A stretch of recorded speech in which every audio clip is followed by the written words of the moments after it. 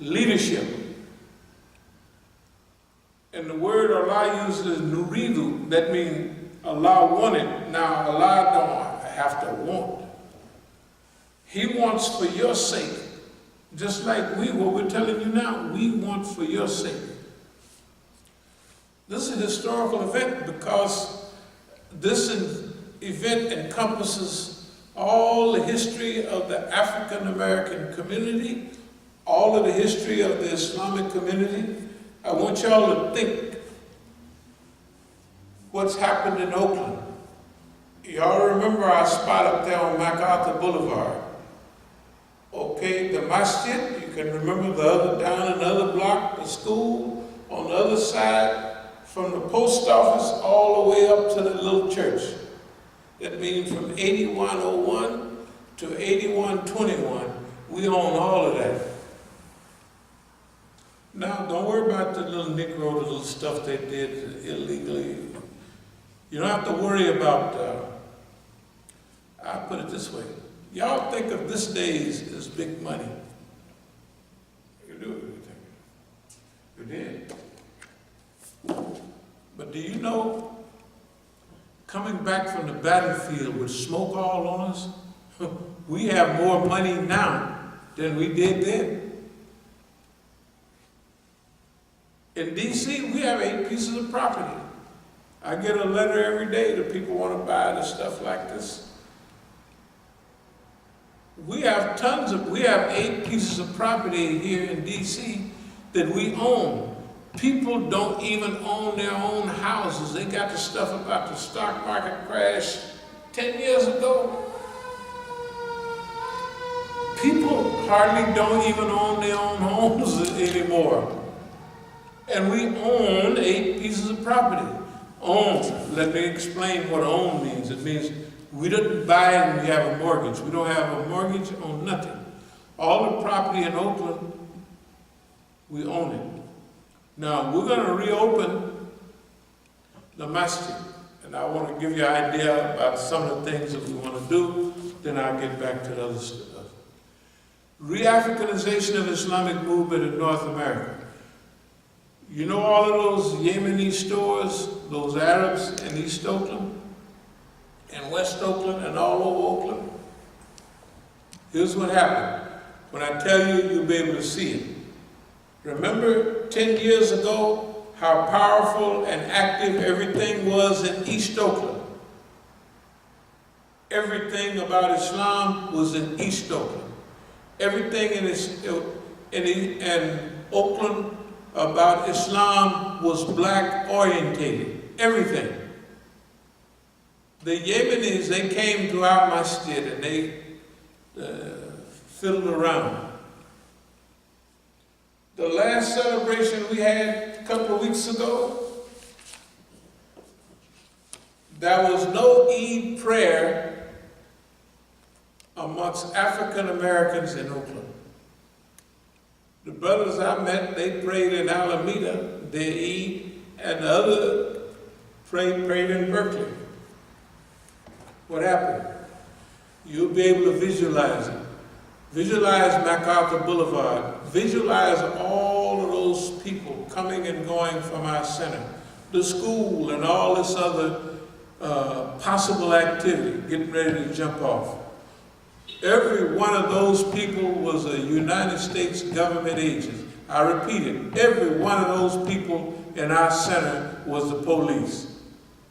Every one of those people was the police. Every one of them. That's the way that goes.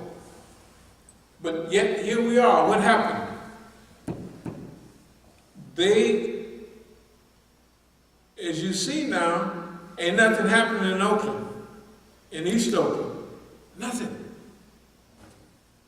Where's everything happening in Oakland? North Oakland. Who's in North Oakland? The Arabs. Why do you think we talk about re-Africanization? Yeah, this is not new. Re-Africanization of Islamic movement in North America. Re-Africanization means this is not a new reality. This has been going on. But now we're starting a counteroffensive. You gotta remember, when you're one, you can't just jump up and get mad and want to straighten everything out. You've got to arrange everything. Everything now is arranged. Ain't nothing they can do about it. We want to show you what we're talking about. Re-Africanization of Islamic movement in North America? What does that mean? That means that the Islamic movement in North America has been hijacked.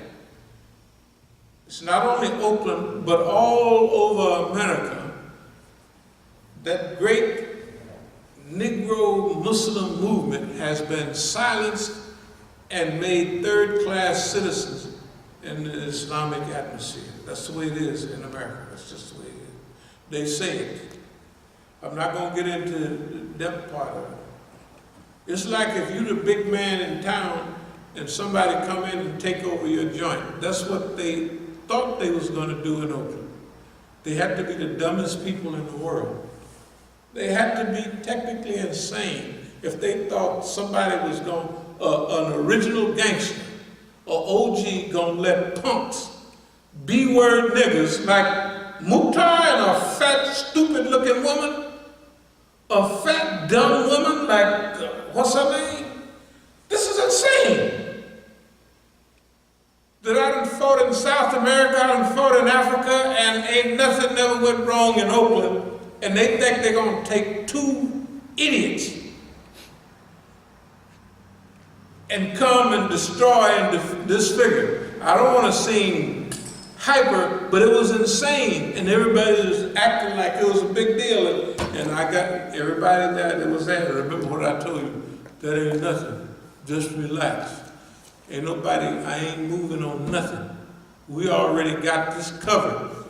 Anybody remember, that's what we said. Never a time, I want everybody to understand it, there was never a time from way back when up till today where we violated any principles of movement. The rules of the game in the gangster world, why we respect so much in Oakland, because we stuck to the rules of the game. It didn't start now. Y'all heard about when the police tried to knock me over in 1970 out of Santa Rita, out of Greystone, right? It didn't work. It backfired. It's the most well-known thing that's going on.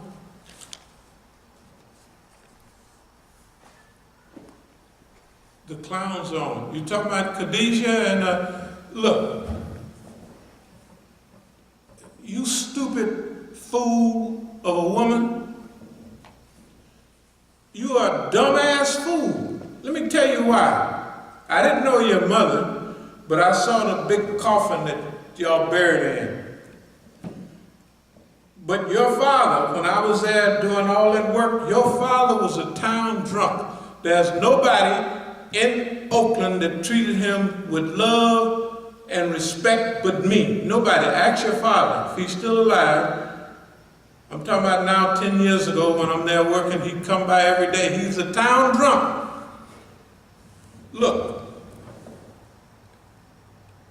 y'all better get yourself something else to do. I'm not accepting, I'm too above to fight with you. But you niggas ain't doing nothing to nobody. That was part of the fun. That was part of the what the hell are you stupid niggas gonna do? I don't want to talk about you, but you've been in court. What did the judge say? They laughed at everything you said. All the stuff you said about me, you said it there in Oakland. You're gonna have to verify that. You idiots got paperwork. You went and snitched on my son. You went and snitched on me. It's on paper. You're the lowest people in Oakland. And Mukhtar, if you're talking tough, you're just a fool. If you think because you went and did weapons training up in Colorado, all the police have weapons training, nigga. You're stupid. I've been fighting the police by myself for 60 years now. You ain't never fought nobody. All you people in Oakland as a group you've never challenged the government on nothing. So, here's what I'm gonna do. I'm coming back and I'm gonna open up the Masjid. You don't have no business there. All the stuff you done did, I'm gonna finish it up in court and go through all the stuff. I'm not gonna let you dummies trap me into no, I done already won this fight. I mean, I'm fired up, but I'm not gonna fight you. I don't have to fight you. You're too stupid. I would be an idiot if I'm the king and here's a pawn out here. Right? And I run around chasing you for what? Technically, you don't count. You never did nothing. You work for the police. You're a dumb police agent and you're a failure. You are a failure, and so is the whole Oakland community. One nigga by himself broke the back of the whole thing there in Oakland, all by themselves. That's public record. You ought to be ashamed to come around. And you've been there at the Masjid for 5 years. The government gave you an account. My money, you have to give it back, of course. We charge them $25 million, stuff like that. I go by the Masjid is never open. I went by there a couple of weeks ago, and that old nigga that be around there with you sometime, the one that tried to run over me with the truck last time, the nigga that told me, when I was taking this picture, which I probably publicized, I don't like nobody taking it. I don't play that Imam Musa. You know what I told that nigga? He tell him the same thing. I said, nigga, that was across the street. Peace and love. I said, this right here is me and you. Nigga, I'll bust you upside your head and stick my foot in your behind. Ask him. That's what I told the dumb nigga. Now, to get back to work, dear friends, Pharaoh, he wanted to be kind to a people who was considered weak and of no account. And somewhere in your life, you have to consider who you work for. You gotta consider who you work for. Now, pretty clear who I work for. When the brothers needed help in Algeria, I took them money. When the brothers needed money in East Africa, I took them money. When anybody had a problem in Oakland, whatever they needed, I gave it to them. That was then, and that was now. So I have a good record to stand on, because everybody knew it.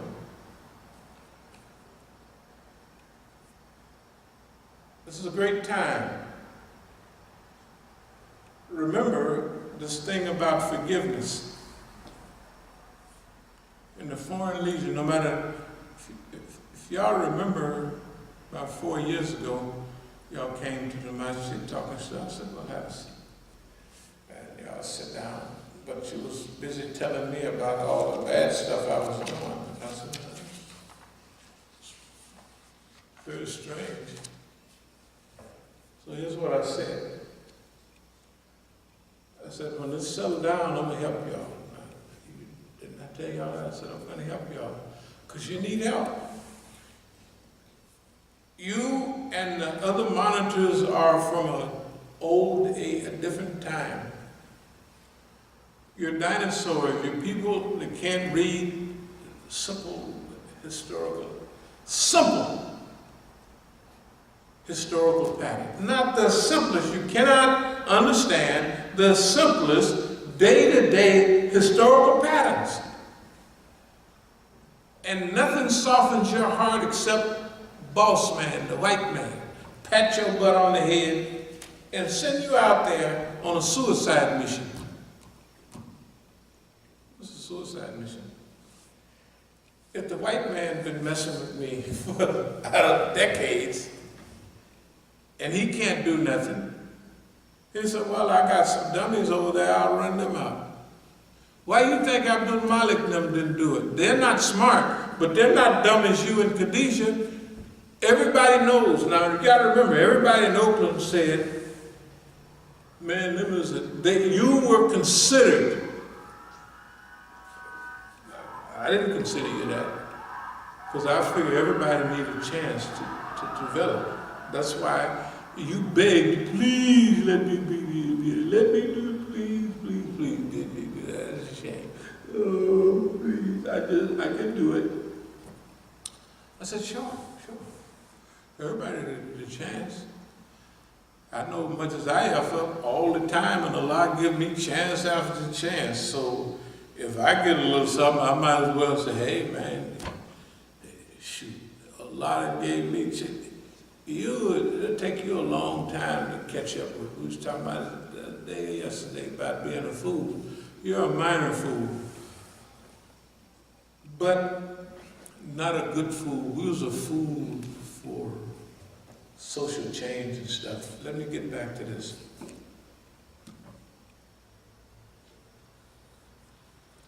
They destroyed your people. If you don't care, that's up to you.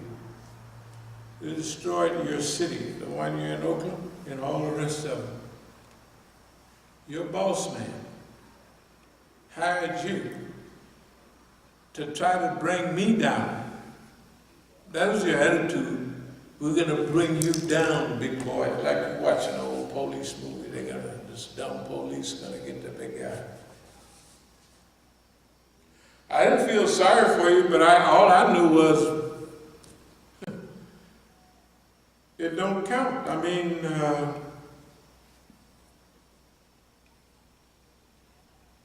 re-Africanization of Islamic movement in North America. Look at the script. Look at Abdul-Malik them, look at old Sunniyata them over there at the other place in North Oakland. All them people, look at the people in Sacramento. Look at all the places. Look at 2 places in LA. Look at San Diego. Look at it. All over America. All the places that were functioning under As-Sabiqun. Right? They all packed up and walked away. Let's take Oakland. What did we do to him in Oakland? What did we do to him anywhere? Right? What did we, can y'all hear that? We can hear it, but not in that microphone. Okay. There we go. Allah. Okay, what did we do to people? We didn't do nothing. But the same pattern that we've had since the early 60s, we wanted to see our people be somewhat free and have the ability to practice self-determination. Now, my life has been always jumping over, running off the plantation. I've always been like that. I know it, I'm a divergent. I am a divergent. There's no, I was telling my brother, one of my family members, it was what I said. We was talking a few weeks ago. I said, do you remember when I was in school, I was 8 years old, I used to pull up white girls' dress and write F-U-C-K all on the school? Yeah, I said, I had to think about why was I doing that. It wasn't for sex, because I was 8 years old. I didn't even think about it. It's like a girl, ugh. But I knew that's the worst thing you could do. But I knew we was in California. I knew if I did it in Arkansas, I had enough sense to know I'd got killed. They'd kill me down. 8-year-old boy, I don't care. You pull up an 8-year-old white girl. In those days, in the 52, 53, they'd have beat your little black behind to death. I did it because in my internal makeup, I was a divergent then. And the government knew it as soon as I came in contact. They said, oh, they ever lived, this nigga is a divergent. So when they figure that out, either they're gonna plan to get rid of your behind or study you. I got 2 notes from some government agency. One said that it's not us, it's the rogue elements in the NSA. That was about 15 years ago, I think. So that was from the government. They were saying, it's not us, it's rogue elements in the NSA. All the trouble you're having is not, maybe they're saying the FBI, or it's not us. It's the NSA. That's scared you just on a list that you can't get off, and that's it. It's not us. The other message was, what was it? Mistletoe, 1953. That wouldn't mean nothing to you. But where does mistletoe grow? On oak trees, man. There's no mistletoe branch. I mean tree. It grows as an appendage from other trees, especially the oak tree. So that means Oakland, 1953. You've been on the white man's list since 1953. That's what it meant to me. Well, who would send me a message saying mistletoe 1953? Unless it's what little Irish guys, what do they call leprechauns or something, right? Now, I'm gonna get back to our message. My message to y'all to get on board and make your life worth something. I read the obituaries a lot. I see it. I don't read them, but I see it every day since I get the paper. Everybody's gonna die. Our message tonight is to people that slipped through the net that's still alive. There are brothers that I'm reaching out to and sisters right there in Oakland. The few that are my age, this thing on forgiveness, the French Foreign Legion, that means whatever you did before don't mean nothing.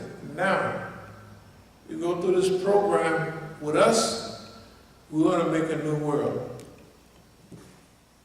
Who are we going after? The same ones the Quran instructed us to go after.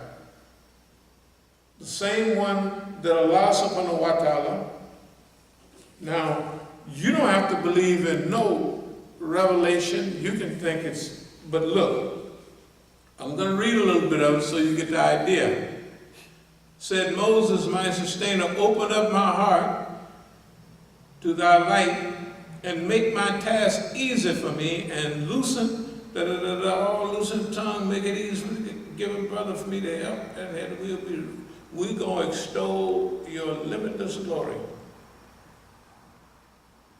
Allah said, He said, thou hast granted all that thou hast asked for, O Moses.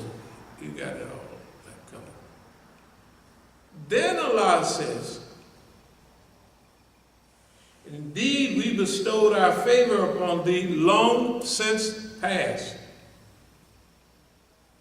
Now, you don't remember the old days, but some of the brothers do. That's my age. Ask them. Ask them about Frico. Ask them about Fred C. Nellis School for Boys. Ask them about Preston School of Industry. Ask them about Tracy right there, DVI. Where did I spend all of my time? In the hole. I spent all my time in the hole because I was always a troublemaker for the institution. Always. And I always was doing extra time. And I learned one of the greatest lessons. I used to see The little white boys would run away from the place, from Frico or Fred Cinella's school for boys and all of that. And they would come back and they'd go home in a few months.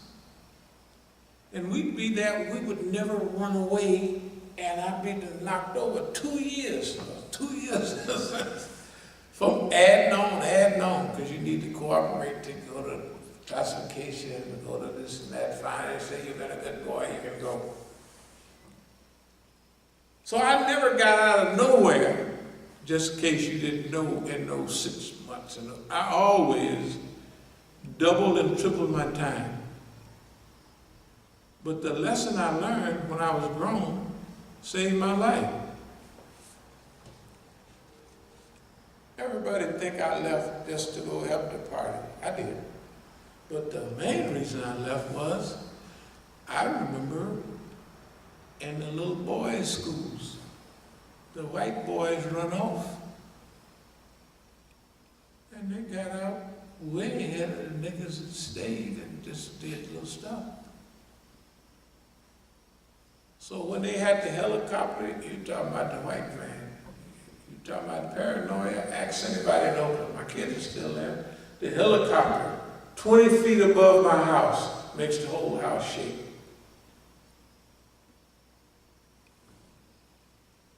Boy, they was having a good time. But I learned something. When you go through that and you get paranoid, white folks call it flight or fight. It comes out, you get scared and run and hide, and you come out ready to fight. You still be paranoid, but your response is to fight. You see what I mean? You find out that that oppression teaches you who you are. The great lesson was this: I'm not going to stay here and put up with this. I'm running off this plantation. That's the main reason I left. It's because I realized from a kid, the niggas that stay, they do 20 times the time. They set me up. If I would have stayed there in 71 and went on and fought my case, I'd have been just getting out now. But I run off. When you run off, that means they gotta mobilize a whole lot of stuff to keep up with you. And even Oakland, right there in Oakland, if they can't control you, they have to mobilize. Just think of all y'all. Mukhtar, Khadija, Abdul-Malik, all of y'all is the police. Every last one of you coons is a United States government agent. And all of you Mukhtar ought to be ashamed. The police gave you rights to come with guns, came, arrested me 3 times or 3 or 4 times in the Masjid at gunpoint, and ain't nothing happened. You ought to be ashamed of yourself. That means you stupid with all government behind you and all that, and here I am without a scratch on me. And everybody knows that you a fool. You wrote it all down. You was the biggest dummy in the world. You wrote it all down. You went and filed police reports. You did this and all of it was lies. The only thing is, you didn't understand. You let Abdul-Malik and them tell you about psychological stuff. It's not true. When I was in Jahiliyyah, and I was associated with criminal activity, if you come at me, I gotta slip around. I can't just say, you the one gave me this dope. I'm telling everybody that it sounds too good. They wouldn't believe it when I tried. Nobody believed it. But I'm practicing Islam, sucker. You can't do nothing to me. You can't scare nobody. You can't come. I'm going to do this and I'm going to do that. You and the government, just think how stupid y'all look. You and the United States government have been made the biggest fools out of in American history. Now, the people who are here know that we engineered most of this. ourselves. And y'all didn't have the psychological ability to do nothing about it. Definitely didn't scare nobody. What did Allah say about Moses? You got this covered, Moses. You know why I named myself Moses? Because I knew it was a whole group of people like you out there, and I was going to have to go through exactly, right? I named myself this because when I'm getting into movement Islam, I said, well, what it's going to be like. I had went through 3 cycles of struggle before I even became a Muslim, stupid. So all this what's going on now, I knew this when I became a Muslim. When I came back to America, I came back with a mission. Dummy, I came back with a mission. The mission is this. You can't fight underground and win, or you just do stuff stupid, you know. You can go blow up a train or stuff, you know, underground. If you're going to be above ground, that's what you're going to have to do to be a real movement. And if you're going to be above ground, you're going to be the target in America. That's the way it goes. So you're going to have to be clean as a whistle. Dear believers, Imam Musa is clean as a whistle. All the flaws that kill other niggas, I'm sorry, I outgrew them. When I came a Muslim, how many old ugly women, well, they weren't ugly, have they brought by the Masjid or called me at midnight, and all kinds. The Mexicans, white girls, everybody that high yellow women, they think niggas like high yellow girls. They ain't not wrong, but I mean, they can't trap me with nobody. Now, you think about Oakland and abdul-alim. They can't keep their pants zipped up. They're college boys. Now, how many traps have they laid for me? And I avoided every one of them. When y'all would be in Oakland, we call the Masjid as the Masjid turns, as the world turns. All y'all do was little old fitna punk stuff. Who goes, who? None of that when I was at, and none of it here. Ain't nobody, they can't do it here. Ain't nobody hold it. We don't have that stuff here. We don't have it. We never had it here. We never had it when I was in Oakland. When y'all let all that old stupid stuff, and you acted like somebody did something to you, they call it raising you up out of the gutter. Oakland, and everybody in Oakland is listening, they thought you